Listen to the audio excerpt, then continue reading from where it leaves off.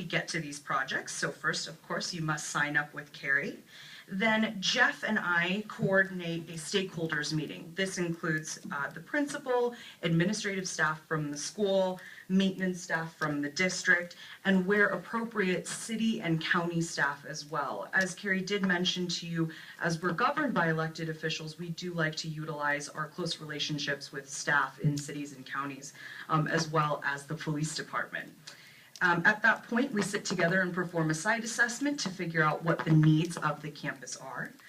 Then we will provide Jeff with a funding agreement. The project is completed, and our staff actually will do everything free of charge along with the community outreach. For example, in El Dorado Middle School, since we did work with the city and police department to actually change traffic circulation, it was incredibly important to let the parent community know well ahead of time that what they were used to for many years was going to change. So we worked with the school administration and sent out English and Spanish mailers to every parent in the community.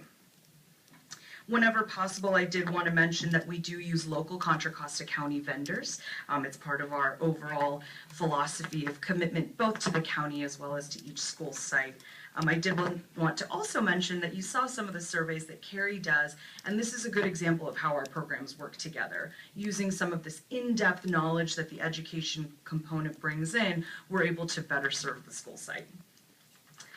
In summer 2013, we had 14 eligible Mount Diablo Unified School District schools, and we gave the district a total grant of $70,720, which is an added average value of $5,051 per site. We've been working on these projects beginning in May 2013, and we'll be done with everything by actually September, but I like to give myself a little leeway, so we said October. These 14 schools were in 5 different cities, and we split the work into 2 different vendors. Using any ground striping, paving issues, we used a local vendor, and everything else we used Jeff and his staff, and we'll reimburse the district directly. So what is it that we actually do after all of this talking? The first thing that I want to speak to is ground striping. Ground striping in a front parking lot or a drop-off pickup zone becomes incredibly important because we're able to both increase the visibility and ease the confusion. Most of these lots are set up absolutely fantastically, and they are used very well, but when there are issues, we've really seen it's because there's faded striping, parents don't know what's going on, so that's where we get kind of some of these lane shifties back and forth, excuse me. In addition, directional signage is another huge part of the drop-off pickup zone. One thing that I want to point to specifically is that we're working very hard on replacing English-only signage with English and Spanish directional signage where appropriate to effectively address the diverse population of the Mount Diablo Unified School District. Again, it's a visible demonstration of the accepted system of use, and this improves circulation on site and the city right-of-way so that everyone gets in and out safer and quicker, which I know you can tell which one parents are more concerned with.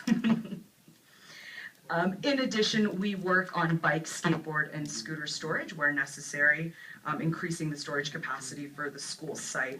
And also we work on the bike cages themselves. This becomes very important, for example, at a school like Sequoia Middle School, where the students that Carrie was working with were able to express to their principal, we don't bike to school because there's weeds and brambles everywhere and our tires are getting popped. So as part of our summer 2013 project, what we did is come in, we're doing some kind of abatement, but putting down a fabric mat so that the students, their tires are safe. Again, it helps us to encourage parents to let students bike and walk to school who are afraid of theft.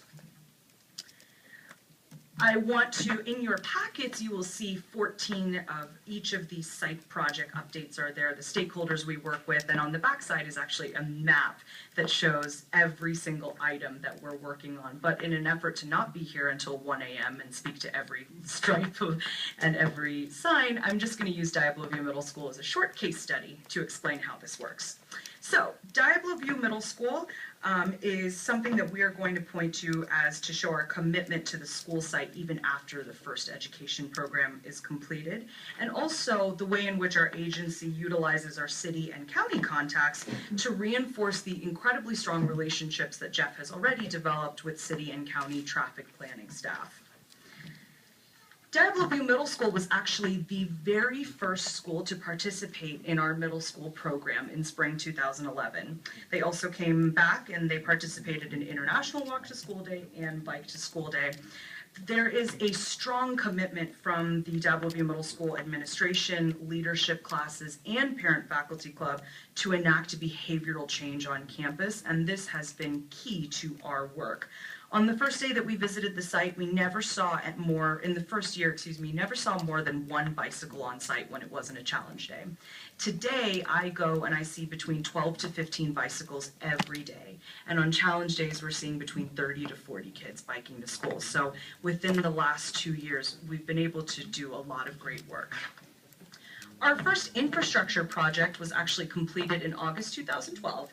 And we got this information from site assessments and parent surveys conducted in the first program. The cost was $765, and what we basically did was restriped the curbs and, of course, the ground painting, added in some language, and the production and installation of signage, as we discussed, to help direct parents better.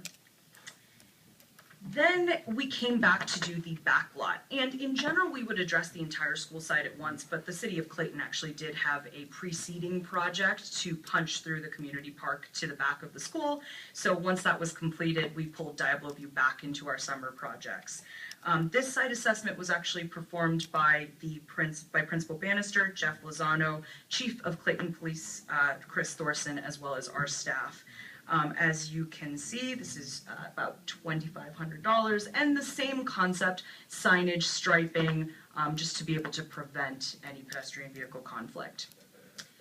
This is something that we're all very excited about. It's something that we've all been talking about since early 2011 when we first got onto Diablo View. But Diablo View Middle School sits on Marsh Creek Road in Clayton, California.